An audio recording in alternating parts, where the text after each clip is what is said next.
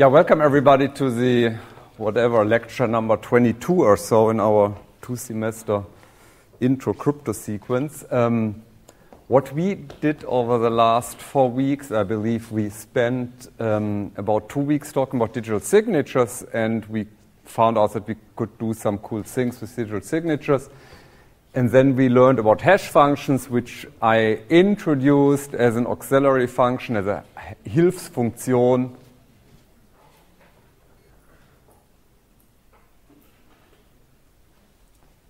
For digital signatures. So we said, we needed hash function to digital signatures to sign long messages. What we're going to do today is we're kind of combining two topics.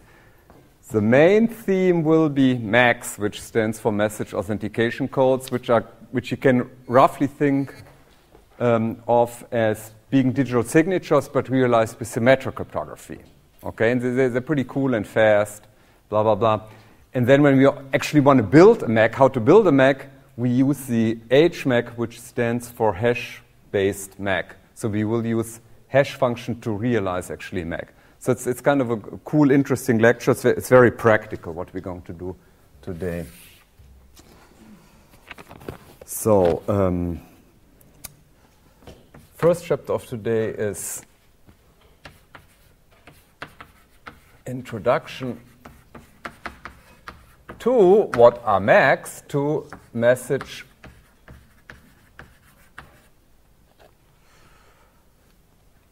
authentication codes.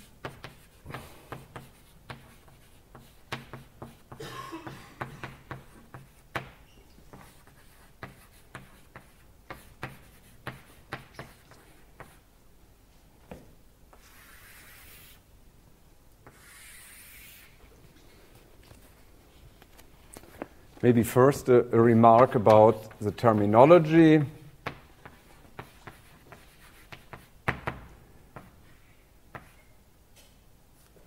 MACs are also called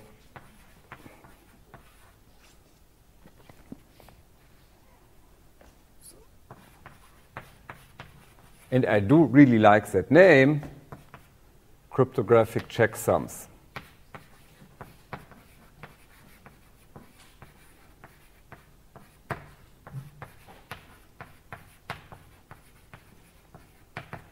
I think it's more descriptive. I like it better. Okay, so what is this all about? What we do want to do, we want to authenticate a message. And what we maybe let's write that down, recall what we did with digital signatures. The motivation for digital signatures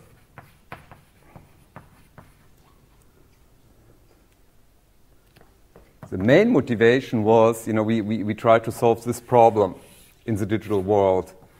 In the real world, you have your,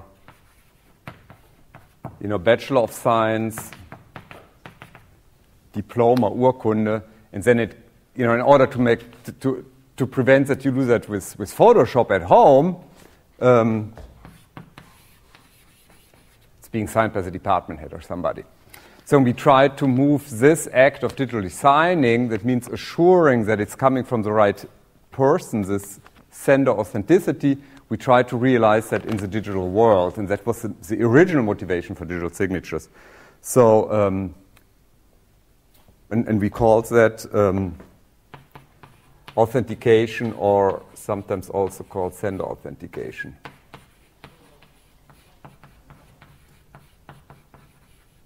Sorry, message authentication.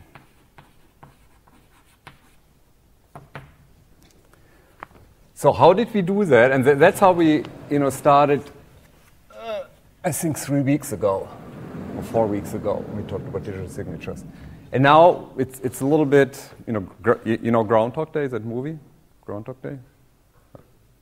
Und täglich grüßt das Murmeltier, right? Who knows that movie? So you're going through that. So I'm doing exactly, if you look on the video what we did 4 weeks ago, this is how I started. I said we have this message, X, and we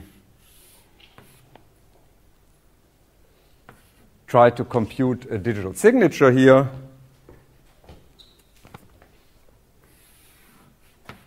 And we had some signature algorithm here with K private. And then we turned that into a basic protocol.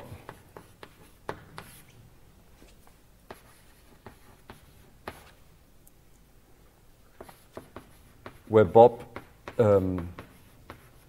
has a public key pair and he publishes his public key. And if Bob now wants to do something like a signature and Unterschrift, he runs his whatever RSA or Elgamal signature algorithm or ECDSA, whatever's out there, and he computes the signature of X using his, of course, using his private key. So only Bob can do that. He transmits message and together with signature. And what does Alice do? How did we call this operation here? Verification, very good. So Alice runs the verification algorithm, which has X and S as input, but she's using the public key, and the statement is either true or false. Okay? So that was murmelt here. Okay? Very, very short. That was Groundhog Day. So what we're now trying to do is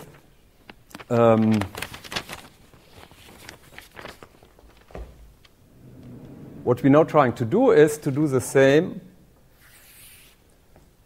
with symmetric cryptography.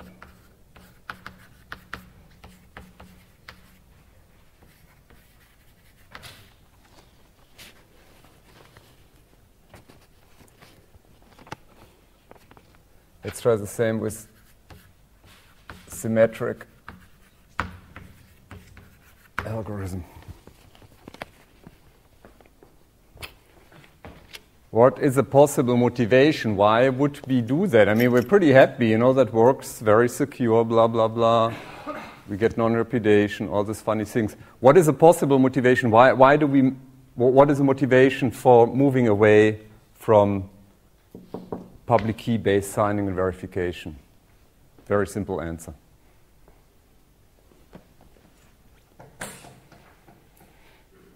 Yeah, it's faster, yeah.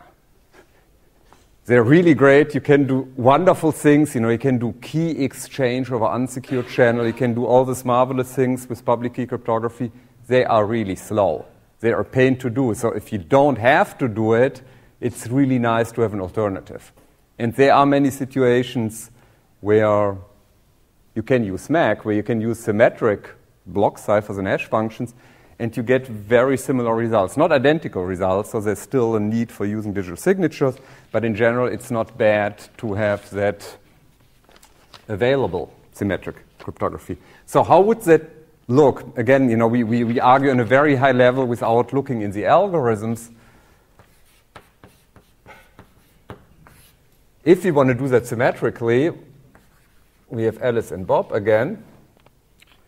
So now Bob does not have a public-private key pair, obviously. He only has his symmetric key, which he needs to share with Alice. So how does he share? Well, he has to build a secure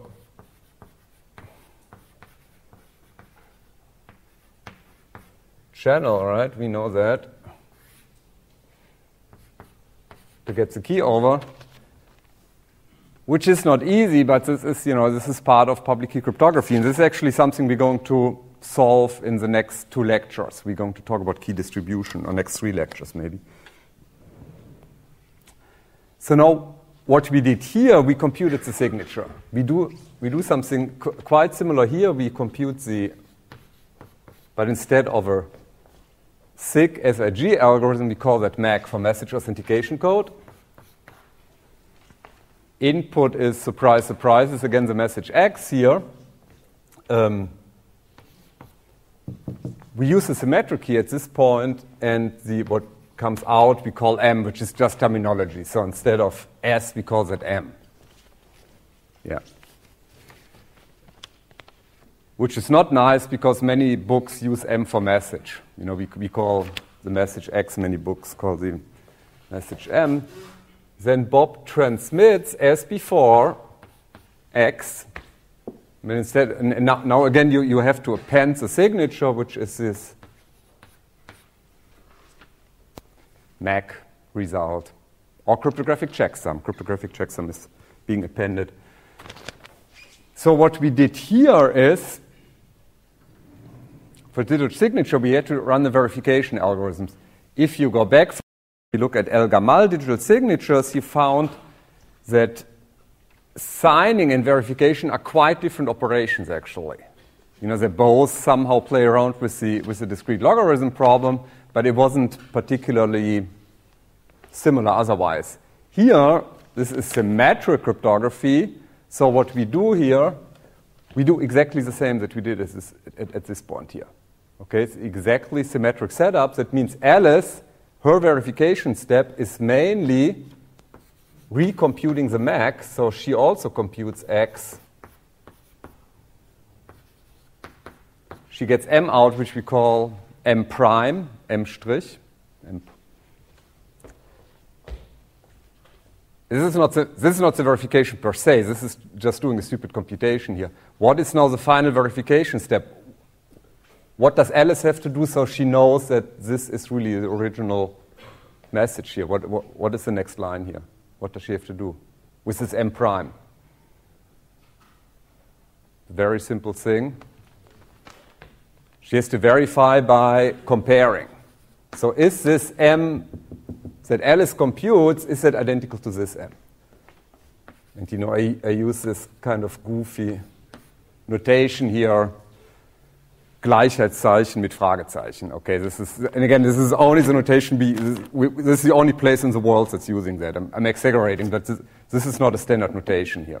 Definitely not in cryptography. I think it's useful.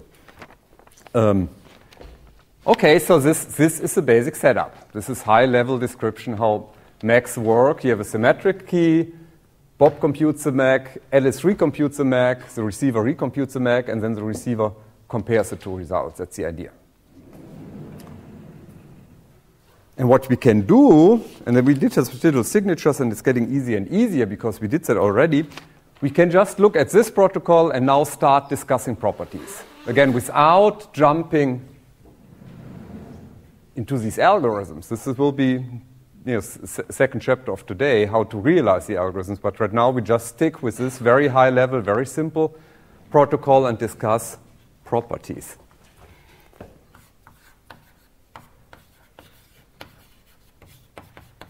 Properties of MACs.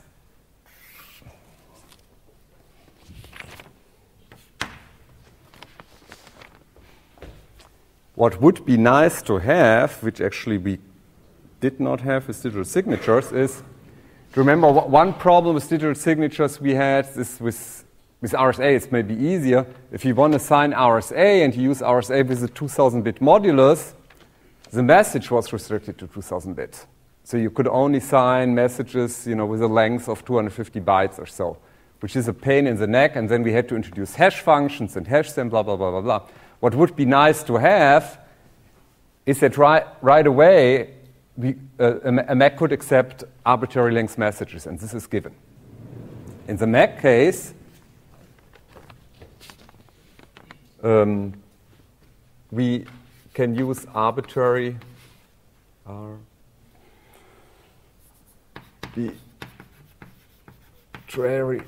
input length.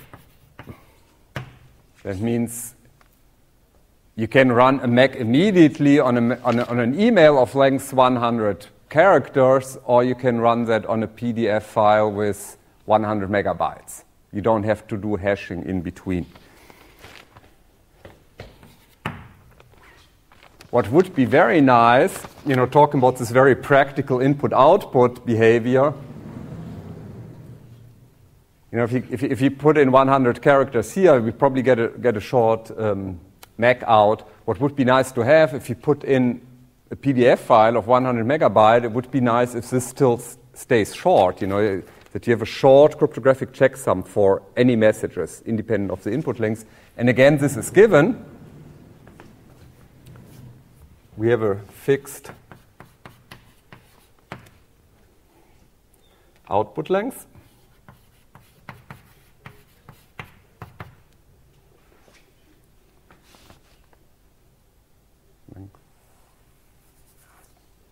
Maybe singular is better here.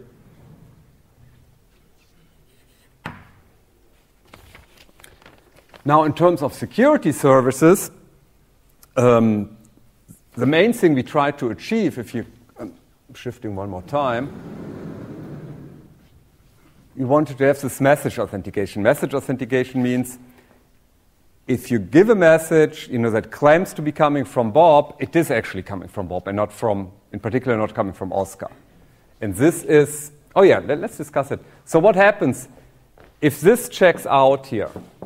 You know, if this is M prime is exactly, you know, the same 128 bits as M, does Alice know that this message is coming from Bob?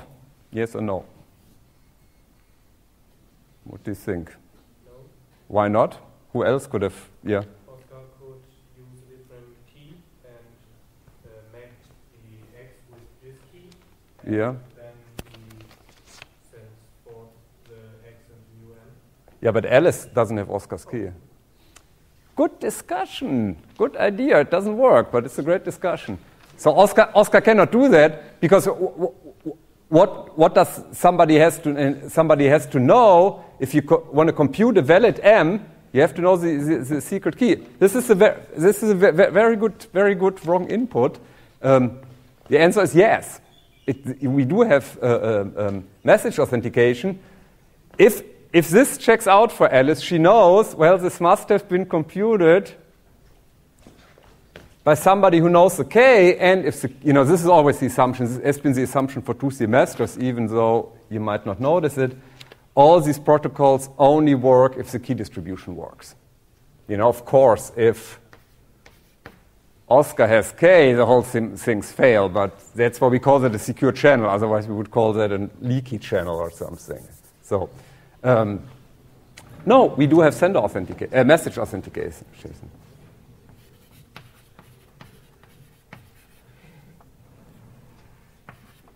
Message authentication.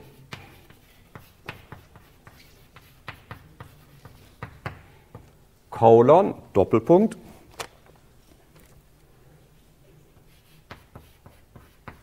Alice is certain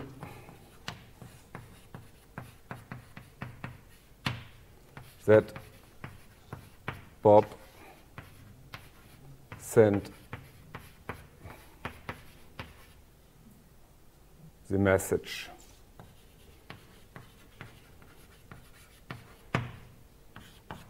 This is great. So we have this, in which we call the security service. So we have a very important security service. It's really coming from Bob. The next thing, let's assume that's a financial transaction, and the semantics, the meaning of X is transfer $10 to Oscar's account. And now, you know, little mean Oscar, the bad guy, he would like to replace that by X tilde and turn the $10 transaction into a $10,000 transaction or euro transaction. So, what's going to happen here? Does Alice notice that? Can Oscar do that, and does the verification check out? This is my question, yes or no? No, of course not. You have a different input. We don't know the details. You know, there's probably something with block cipher, the hash functions. And if you flip one bit, the whole output will be random. So this doesn't work. You know, you can do that, but then you get this fat, you know, it's really bold. No, this is not equal. So verification fails. Meaning, in terms of security services, integrity is given integrity colon manipulations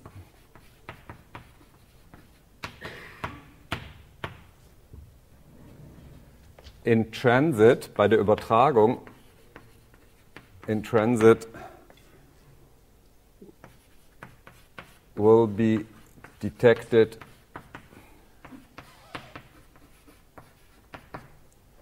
by Alice.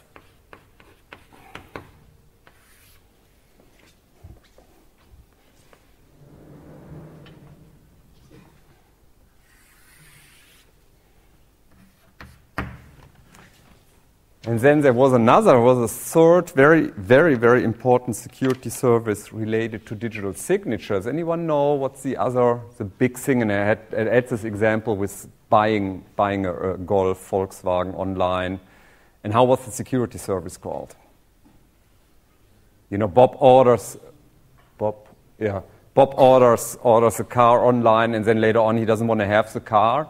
And how is that security service called? Does anyone recall? German or English is fine.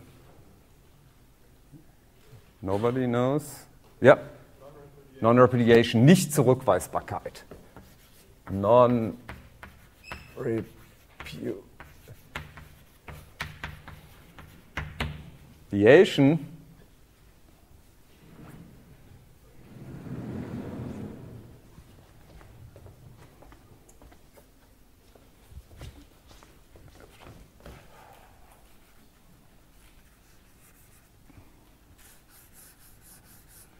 I guess we're pretty low tech here.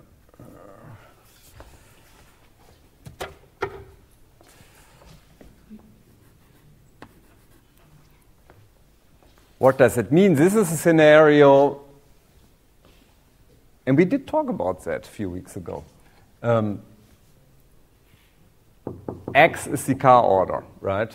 Bob is ordering a car, Alice is a car dealer, and he sends over the order, whatever, like a web form that he fills, a contract together with his signature, his HMAC. Alice checks it out, blah, blah, blah. So later on, Alice claims, I never generated X. And Alice is dragging Bob to the court, for Gericht zerren. What's going to happen here? Can Bob prove towards a judge, towards a Richter, that Bob generated the message? Any ideas? It's really, Bob is saying, I never created that. Okay. And is that possible to prove? Yeah. Yeah, because Alice could have sent it, could send the message to herself. And then say, exactly. Alice could have generated. This is the thing. It is a symmetric setup, so of course Bob can generate it, but Alice can generate it. So if Bob claims to a third party, I never generated that, Alice did it, a third party, a judge, a Richter, cannot decide who did it. So we do not have non-repudiation.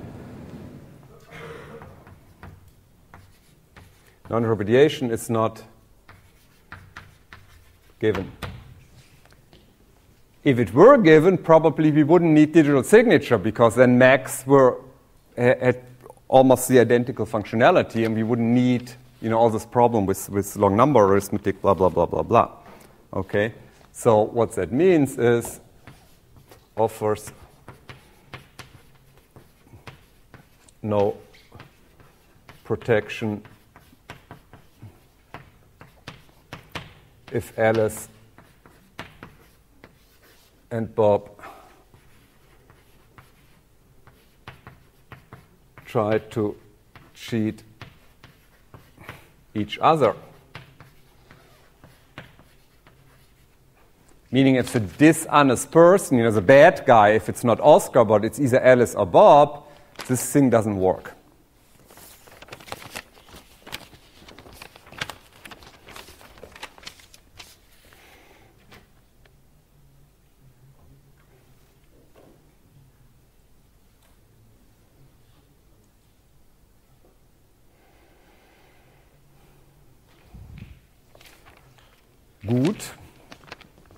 that was already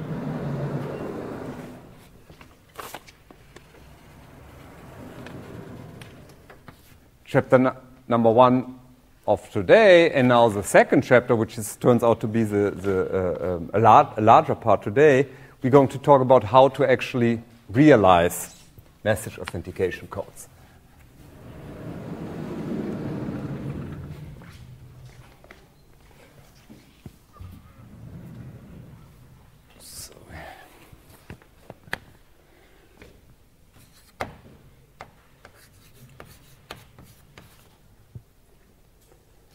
So the title of the second chapter of today is Max from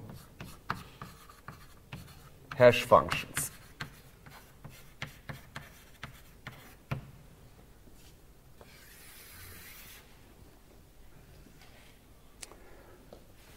So the question is, how do we realize that here? And what we want to do, we somehow want to bind together a key and a message, and a surprisingly simple approach is, basic idea,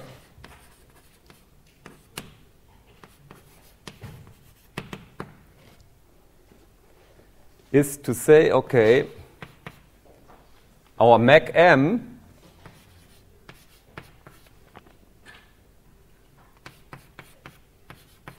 which has an input X, obviously the message, and the input K for the key, the secret. And what we now want to do is somehow use this hash function, which you just call H, which stands for the hash function, and somehow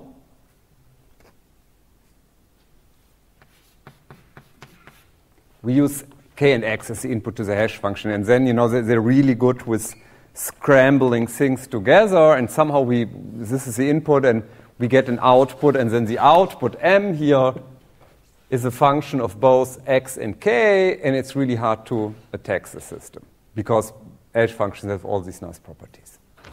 That's the basic idea. So the question here is, how exactly do we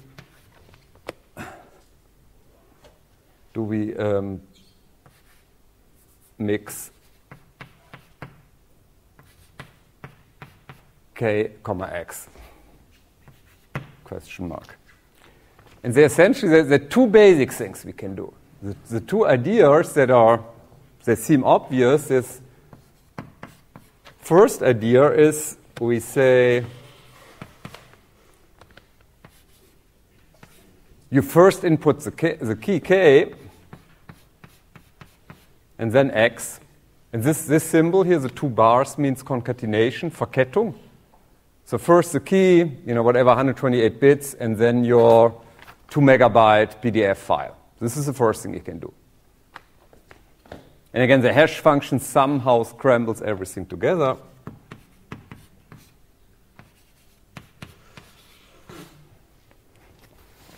What is the other thing we can do? You don't have to be super creative here, fantasievoll, to come up with what is the other thing we can do? Yeah. Flip them, exactly. Why don't we first do X and then we do K?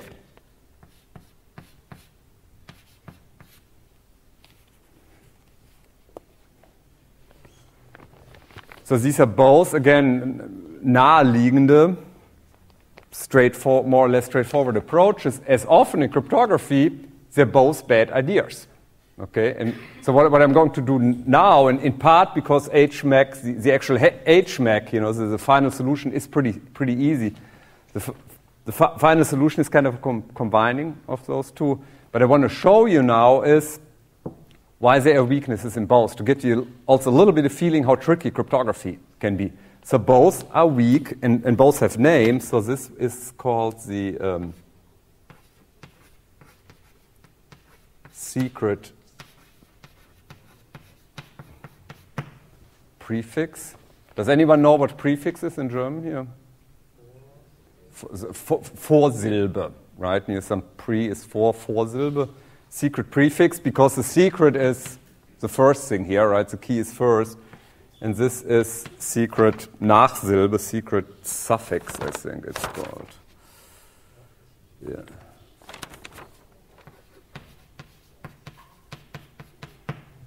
So what we're going to do now, we're going to show weaknesses of both. I think it's kind of a fun thing to see, and then we, find a way to repair the whole situation.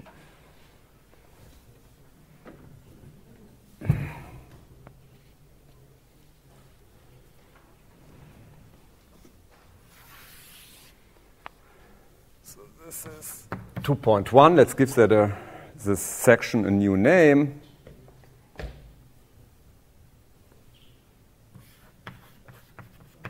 Secret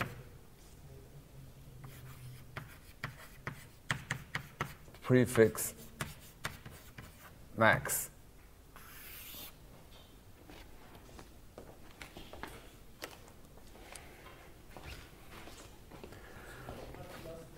You don't have to leave space. Very good question. Thank you very much. I like people that like a good script. Okay, very good question.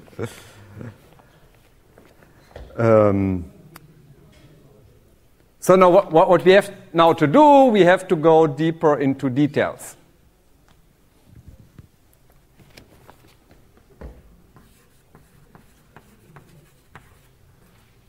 Normally we say, okay, let's hex here in both things, somehow X is being hashed. X could be a really long file, could be 2 megabyte PDF file or a 2 gigabyte hard disk partitioning or whatever. So what's really happening, X is somehow divided in blocks, and then we hash blockwise, which is going to be an important issue here. So X is really split into blocks. X1, X2, up to block N, where this is the size, the length of each block is the input length. This is input width, Weite of hash function.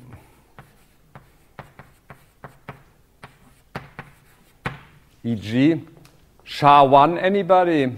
What is the input width of one block for SHA-1? What is the block size that we feed into SHA-1? Anyone know?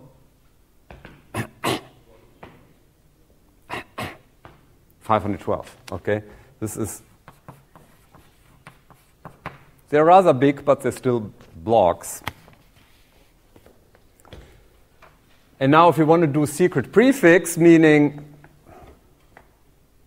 we first feed in K and then X. M is hash of K appended with X.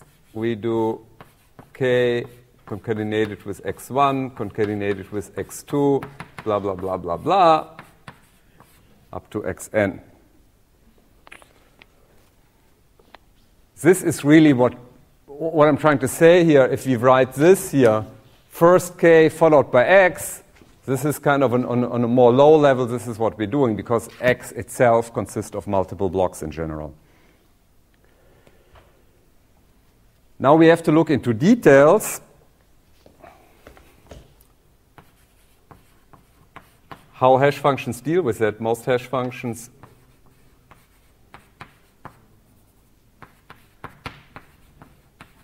use Merkel-Darmstadt, with our favorite Danish ladder construction.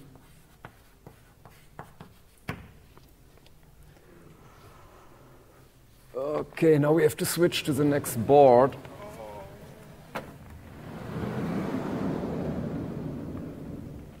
Merkel-Darmstadt means we do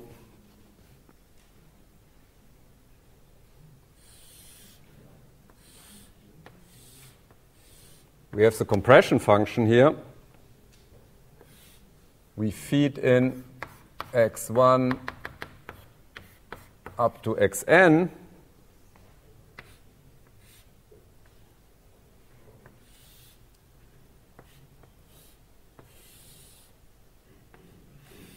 here we do the iteration.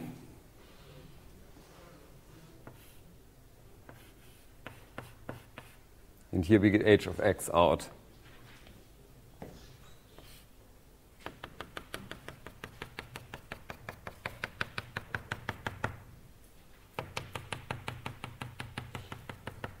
There's somewhat a simplification here. And here you do have an IV, an initial vector. That's roughly Merkel-Darmstadt. I'm skipping a little bit on a little detail here. So now now comes the attack.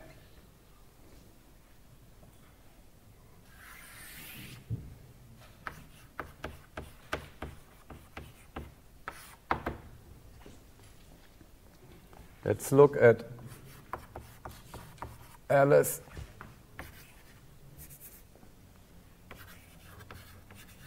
Bob.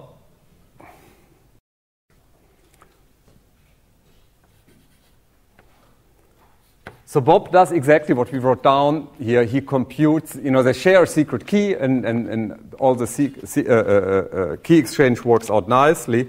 So now he computes exactly what we said, what we showed up there. He computes k concatenated x1 concatenated blah, blah, blah, blah, blah, up to xn.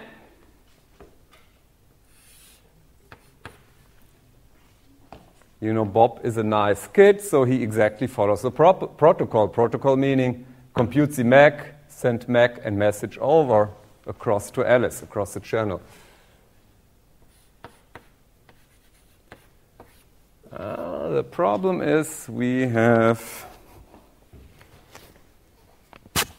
talking about attacks. We talk about attacks by third parties. We have mean little Oscar in the middle, and he doesn't like that. So he interferes at this point, and what he does, he computes his new message, which we call X index O, Oscar. He uses this handwritten O, Schreibschrift O, so you can distinguish that from a 0, okay? That's not the point of infinity in elliptic curves.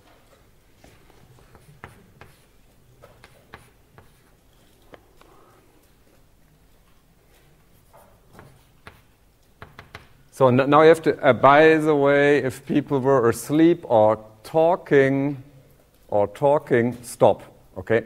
So this is kind of important. This is the one thing which is not completely straightforward, and it's not that easy to find in many books, what I'm showing here, so please pay attention. And it might be on the final exam. So many good reasons. Hallo, da, ja.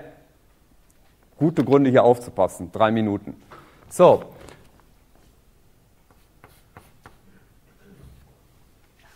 This is the old message. What Oscar can do, and you have to judge for yourself whether this is a threat or not, he can append this message. This is x1, x2 up to xn. He can generate xn plus 1 of his own choosing. Okay? And if you think about, let's say this is a contract, a Vertrag, and at the end often you have appendices, Anhänge. And they're sometimes very important. What is really the appendix here? And he can come up, for instance, with his own appendix, his own Anhang. Okay?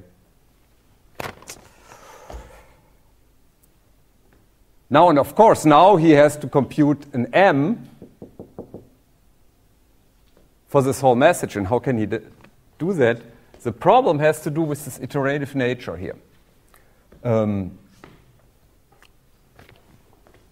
Because, maybe I'll first write that down, which we call MO here, so that's the MO computed by Oscar. The only thing he has to do, think for a moment.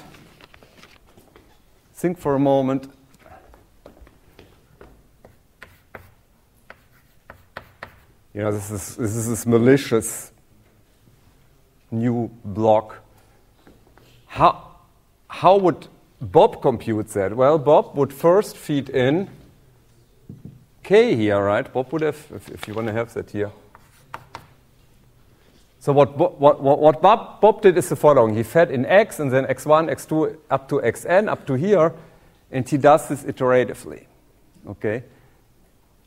Now Oscar and if Bob would have wanted to include xn plus 1, the only thing he has to do at the end, he takes xn plus 1, feeds it here. And what is this value at this point here? If Bob wanted to do that, what value do we have here at this point? Yep. M? Exactly. M is the final output that he computed up to here. This is M. Very good. Well, but this is exactly what Oscar can do. Oscar gets M here.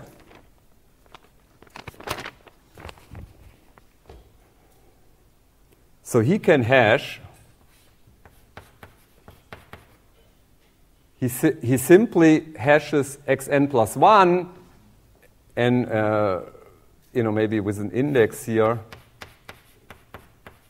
IV set to M, because the switch would be in this position here. The initial vector that he's using would be M.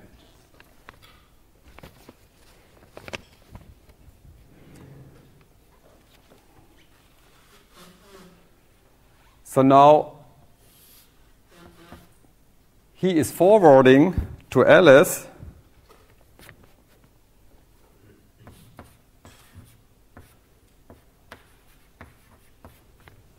his faked message, this faked contract with the faked appendix, with the gefälschte Anhang, together with the message authentication code.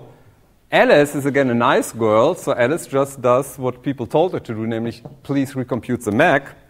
So Alice computes M prime, and what does she do? Well, she uses this approach, the prefix that means first the key, then x1, and the last thing she hashes is xn plus 1, which is exactly what Oscar did. And now she checks, is M prime really equal to M? And the output is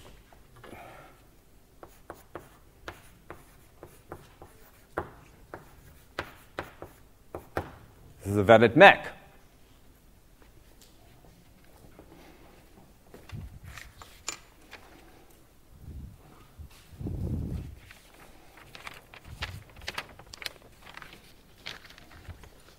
So this is a problem, okay? And this is a little bit simplification, because in practice, this is not the whole Merkle-Darmstadt construction. So one important remark is attack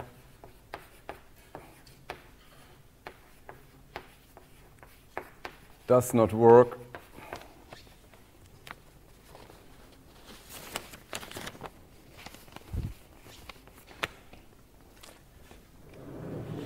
Do you remember what's missing here? There's this one block missing in this diagram that I used last week. Does anyone know? What I had in here was another block. And you know what this was called, what I did here? Padding, exactly. Pad. So what really Merkle-Darmstadt says is attack does not work if padding with, and not just any padding, but padding with length information.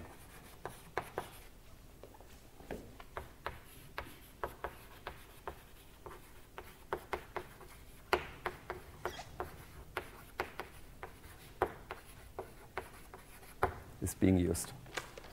Length information means in the beginning with the first block you somehow include the number of blocks or the number of bytes that are coming here. If you do that, of course, then it will fail because suddenly the message is longer than what you really expect. Okay?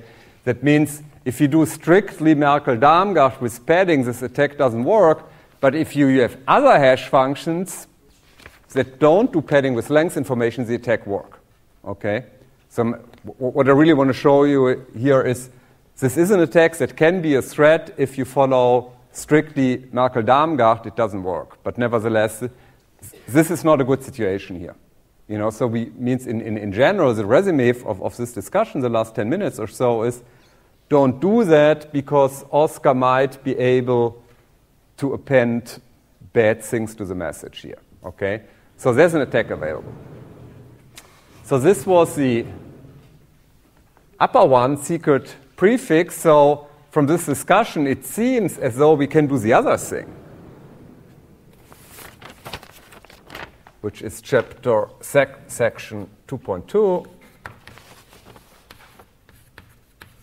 secret suffix, Nachsilbe.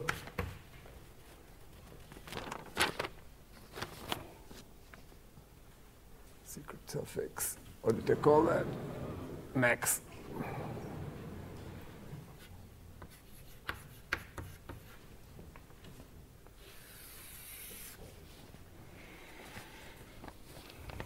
What is that again? This is, M is, we just had problems if we start with the key, you know, key and X, because then we could maybe append things at the end of X. So why don't we do it the other way around?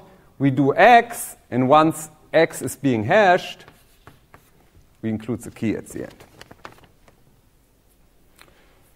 And now comes another problem, which is more closely related to properties of hash functions, which I think is a good discussion that follows now. Assume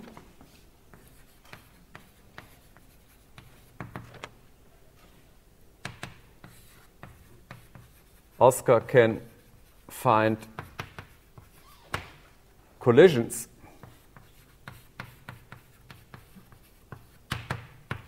What is that again? Collision means i.e., das heißt,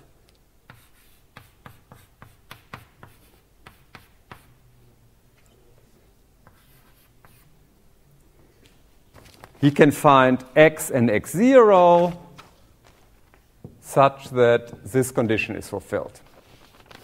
And again, x could, for instance, be please transfer $10 into Oscar's account, and that could be please transfer $10,000 or euros into Oscar's account. Okay? So two contracts, two financial transactions, something like that, with different meanings, but the same hash output.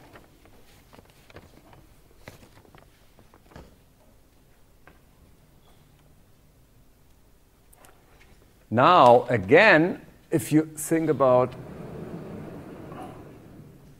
this iterative construction here, the Merkel-Darmstadt, basic Merkel-Darmstadt construction,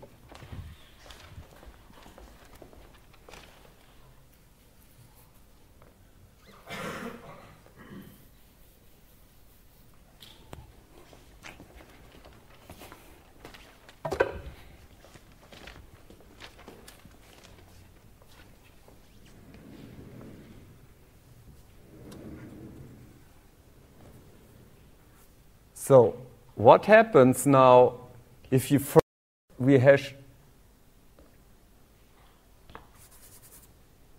you hash x, that means you do x1, x2 up to xn, you do that iteratively, and you get a certain output here at this point. And then you do this second thing with x0, again you have x1, x2 up to xn, but with a different message here. Okay? What happens then at the end of this iteration, you get the same output here, right? That's what we just discussed. But now, if we do secret suffix hashing, we append at the end the key here. And now we have a problem because in both cases you have the same value here. You have here h of x, which is equal h of xo, and now in both cases if you append x you get the same output here at this point. Okay, if you do, I should really get rid of this here, right? You could didn't wipe that out.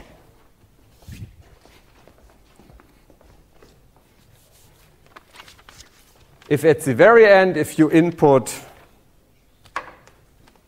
k at this point here, it's the last block, in both cases, you have the same value here. That means in both cases, you get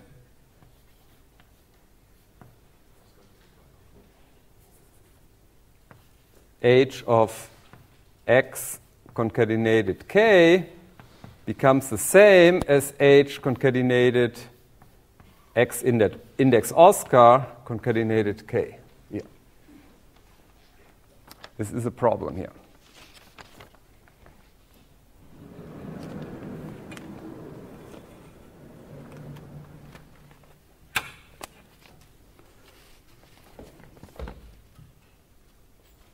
From this is followed, just writing the last line down here again.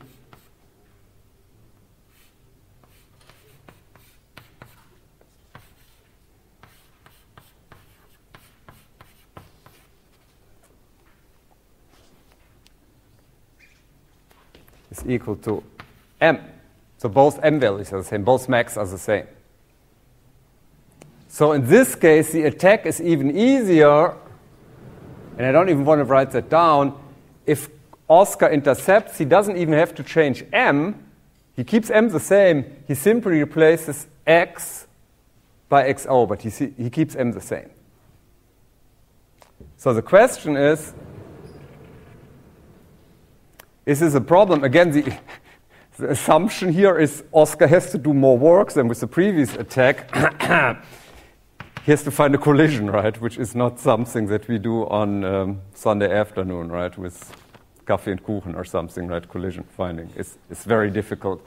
So the question is still, does this give Oscar an advantage? So the question here is,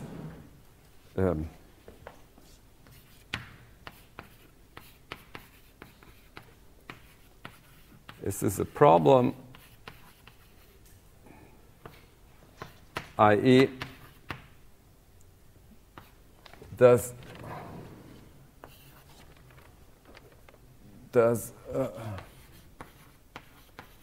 Oscar gain anything?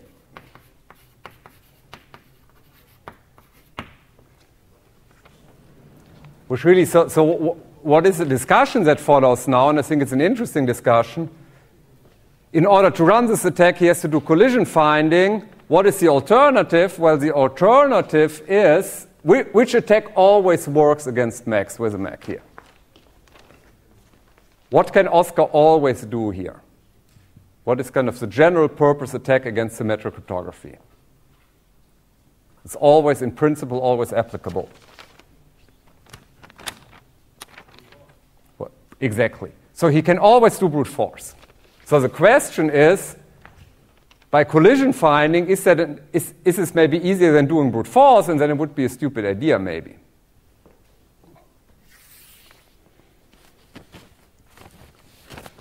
So what we have to do here, compare brute force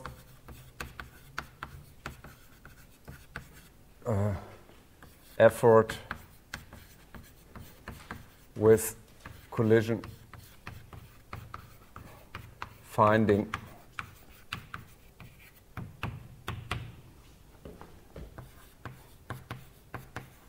effort.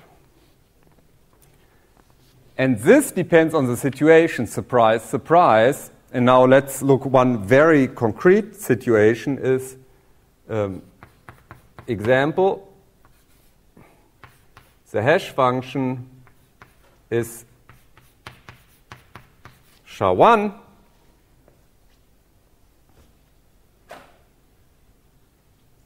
and K, if we use these bars, we mean the cardinality. Kardinalität, die Länge. The key space here is 128-bit. So these are very typical examples. SHA-1 is a super popular hash function in practice. 128-bit is a security level we very often want to achieve because, for instance, we use that together with AES, and AES has a cryptographic strength of 128-bit. So what we expect from here is we expect an attack complexity or security level, let's call that attack complexity, of 2 to the 128. Meaning an attacker, Oscar, has to run 2 to the 128 steps, which is lifetime of the universe or something. 2 to the 128 is a really big number of pretty much everything you do in life or computers do.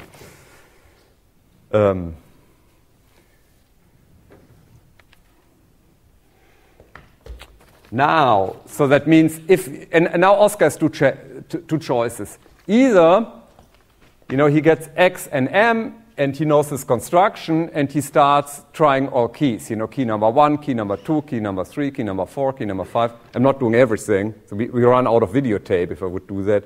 I can't count up to 2 to the 128. This is the first choice. The other choice is, let's try to find collisions. And what is the magic word here? What kind of trick can he use here? How complex is finding collisions for SHA-1? Normally, again, you can do a brute force type of collision search, and you end up with, this is 160-bit output. So if you do this naive collision search on the output here, you have a complexity here of 2 to the 160. This was this weak collision resistance. But what is the better thing that he can do? Why is it not 2 to the 160? What is the trick he can play? What am I looking for? Which keyword? We did this little experiment here with this piece of paper a few weeks ago. Birthday paradox, exactly. Because of the birthday paradox, collision search for SHA-1 is not 160, but collision search takes approximately 2 to the 160 square root of steps. So this is roughly 2 to the 80 steps.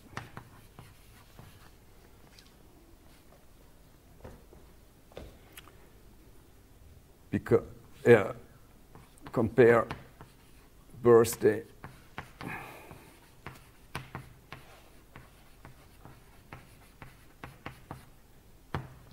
paradox. By the way, did we find a collision here 2 weeks ago? Yes. I was really worried that the mathematics don't work, but they work. I wasn't really worried. I was just surprised. I mean, normally, actually, we do that, and very often, person number 19 who makes this little cross that, I have a collision. But it took longer here. So, from this, what is the conclusion from that? This is not necessarily a great idea if you use a hash function with the output length is not long enough, you don't really get this cryptographic strength. Suddenly you make your MAC attackable by the birthday paradox, and the attacker gains something. So, means the second secret suffix approach doesn't work. So the question is, what do we do? And there's luckily, and now comes kind of the cool thing, the thing that's being used in practice is kind of a little bit more complicated approach, but it's not really all that complicated. It's a little bit more complicated than this here, but it's not really complex. It's not another SHA-1 hash function or something like that. And this is called 2.3. This is the HMAC construction.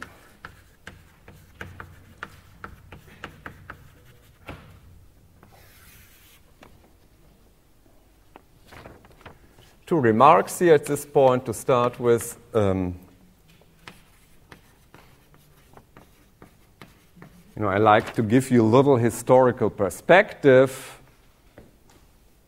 Remember, DES was proposed in roughly 1975, and then 76, 77, both Diffie-Hellman and RSA, the big public key algorithm, were proposed.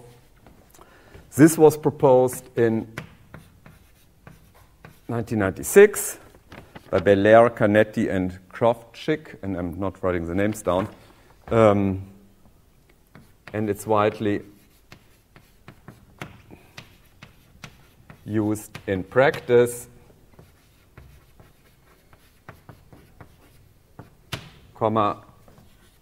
e.g. in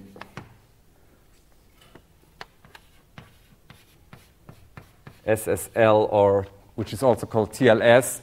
SSL or TLS are this little lock in your web browser. If you get a secure connection to Facebook or whatever, and this little lock goes on, SSL and TLS are active.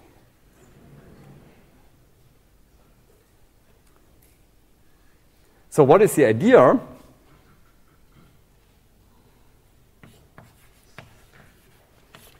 The problem is, oh yeah, by the way, the problem with this collision, you cannot avoid, even if you do proper padding, blah, blah, blah, blah, blah, you still have the problem here. The idea here, so that means we essentially want to stay away from secret suffix, but the secret prefix we can repair. So the idea at this point is use two nested,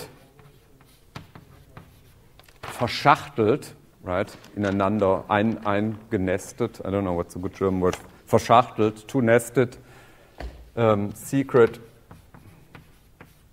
prefix max.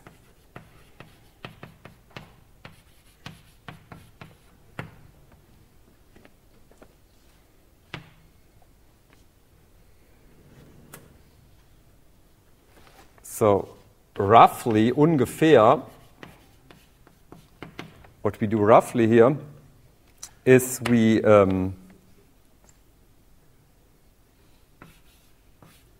compute, maybe wait a second, maybe, yeah, watch me, don't talk for 40 seconds, I promise. Just everybody watch me, don't. 40 seconds. So we essentially do secret prefix macking, so that means first K and then X, and then we had the problem which we saw here. So and then what we do, we do this Verschachtelung, this nesting, we do a second one.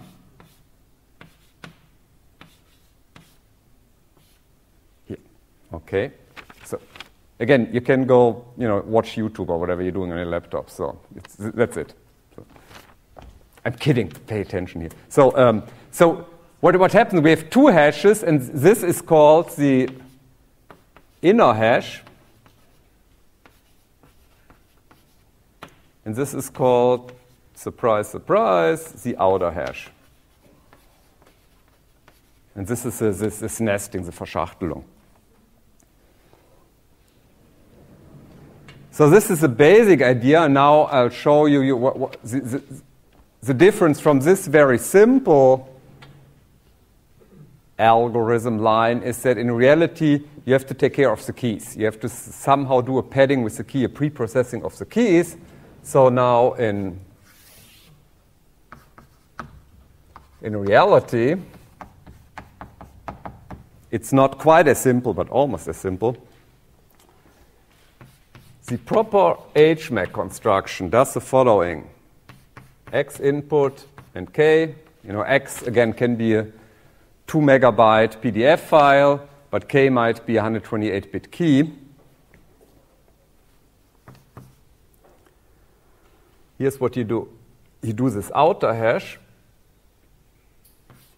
and instead of just using the key, you do the key and you XOR the key with the outer pad, which is called OPAD, not related to whatever. Okay. This is the first thing that you're doing. And you don't have to, and also you're not using the plain key, but you have to expand the key, so we call that key plus. And I'm going to, I promise, in 2 minutes I'm going to explain what this all means. And now with the inner hash, you do the same. You're not using the plain key, but you do some kind of pre-processing with the key. You have the inner hash, which does this, again, k plus. You have to somehow expand the key. And you do an XOR, but with a different mask, which with an iPad. 1996, right? This was pre the real iPad, but this is what the literature uses. And I know it's confusing.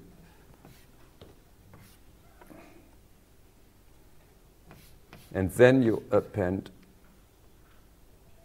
X. So this is closed, and this is, maybe I use brackets here. Maybe that's more. Is this correct here? I think so with the brackets. So what does that mean? It's not that complicated. So K plus is used in two situations. And this is not that complicated. What you really do is, if you use hash functions, very often you have this pretty long input block size, namely either in practice either 512 bits or 1024 bits. But the keys are rarely that long. You know, typical key is 128 bits, maybe 256. So what you do here, you append the key with zeros. So what K plus does is you do 0, 0 up to 0. And then you put the actual key in. So this is now hash block, hash input length.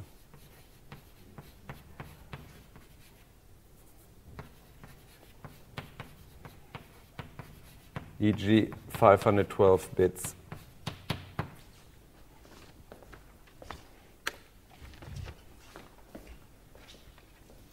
Everybody with me? This is 128 bits. If you want to go up to 512 bits, you need whatever, 480 something, right? And OPAD and iPad is even simpler. These are two fixed bit patterns. They're written in the standard. I didn't come up with them.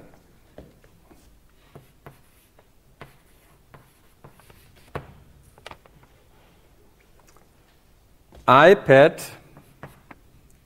this is 8-bit blocks 0011, 0110, which is 1 byte, obviously, and you just repeat the byte many, many, many times.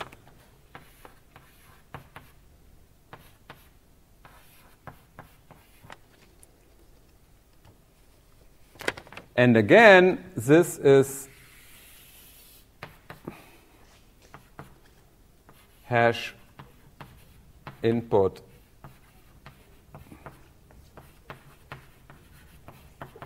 length. If you're using SHA-1, you have 512 bits. This is 64 bytes. You do that, you have 64, you have a repetition of 64 times here. You do 64 times, you input this bit pattern. And the OPAD, so this was the inner pad, and now the out pad is a different bit pattern, but it's exactly the same thing. It's 010101, 1100, and again you repeat that, for instance, 64 times.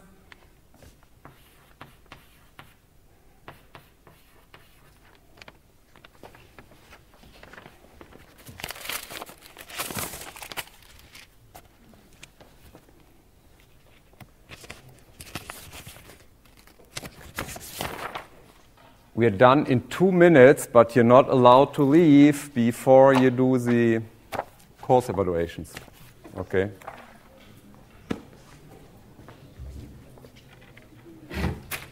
So, and now what I want to show you, maybe you're a little bit confused.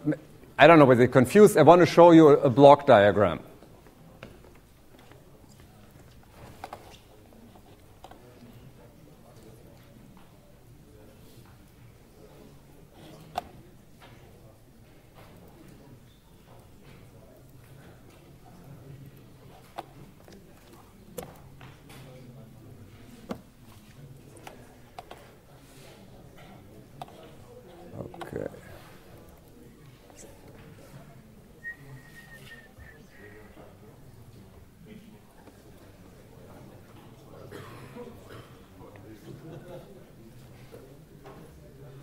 So let's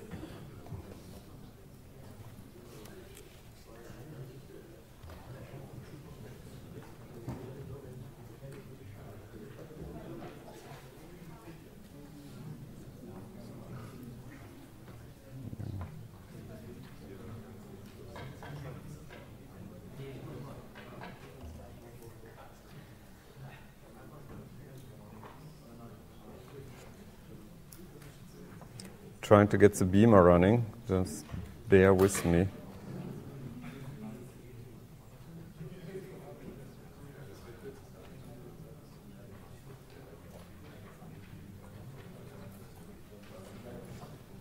Here we are.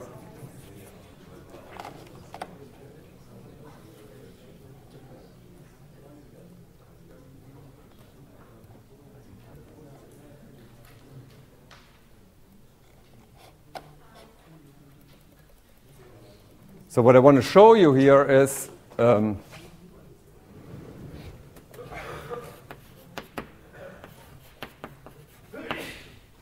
compare this to figure 12.2.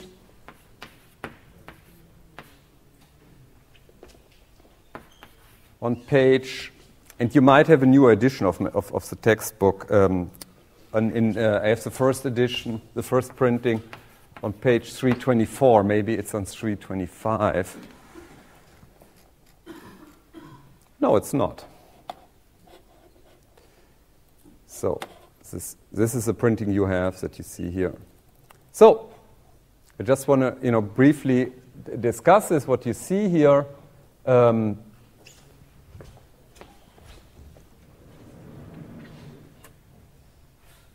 We start with the inner iPad, and you combine that with the expanded key here, and you take this together with this whole long message, and you do one hash, which might take a long time. What is very important, just stop for 1 second. I know it's really exciting to do an evaluation. Just stop, please, 30 seconds, please, please. Does everybody stop? Bitte aufhören, 30 Sekunden. Ja, Sie auch, gut. Haben alle aufgehört? Just a very simple statement, very important. You look at that and you said, okay, that might be very secure, what Professor Paar says, but you have to do 2 hashes, which is kind of a lie, because even if you have a really long message, this is 2 megabytes. This really long message, you only have to hash once, the inner hash. The outer hash is only 2 input blocks, S0 and this here. That means the computational overhead, this extra work is very, very small. Because this main hashing of this long message, you only do once, and then this outer hash is very short. You only have to do once. Okay? Go back to work. That's it. And you do that with initial vector, blah, blah, blah. And here, this is what I just said. And then the outer hash, you do at this point here. I just want to write that down, the statement I just made. Maybe here. Note. Message is only processed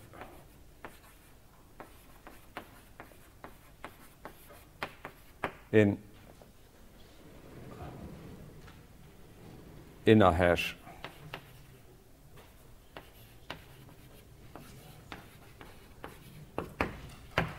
That's it for today. Thank you very much.